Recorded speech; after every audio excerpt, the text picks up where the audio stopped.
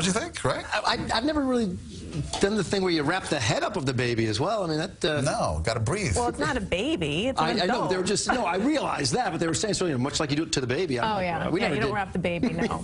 I'll stick to my foam roller. There you We're go. going to wrap this up and move on, right? And then we'll do that one right now. What we want to get to then, guys, is exactly how I see tomorrow working out, because there's a snow chance out there. And if we check in on where we stand as far as how much snow we've had and where we should be, we've picked up 10.1 inches of snow so far this year. Well, we should be at 11.0, so we're close but a little bit behind. 27.9 last year, but keep in mind 27.5 of that was one big snowstorm that fell on January 23rd. All right, what do we see out there as far as numbers for tomorrow?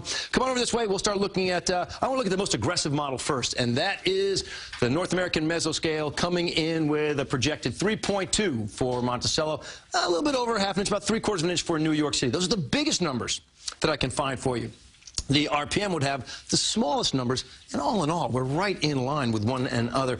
2.4 for Monticello, 0.3 in New York City. Both are showing you the bigger numbers, and they're not enormous, would be north of the city and not as much as you go south of the city. The details on the system look like this. Kicks in primarily after the morning rush, so if it was to affect the morning or the afternoon rush, I'd say it's mostly the evening rush. It's light to moderate snow. We just showed you those totals.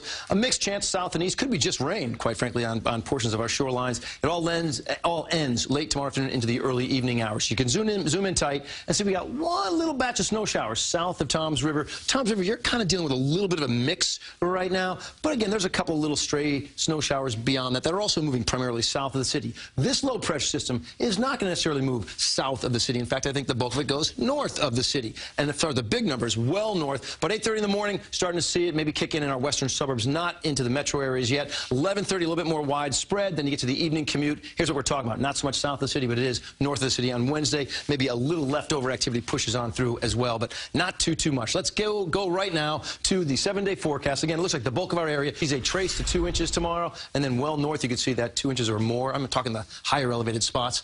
36 will be the high temp. On Wednesday, 44. Still some leftover snow showers are possible. Thursday, Groundhog Day. I know it seems early this year, doesn't it? It's always February the 2nd, but Groundhog Day, 36 degrees, and the temperatures will turn a little colder after that. All righty. Thank you.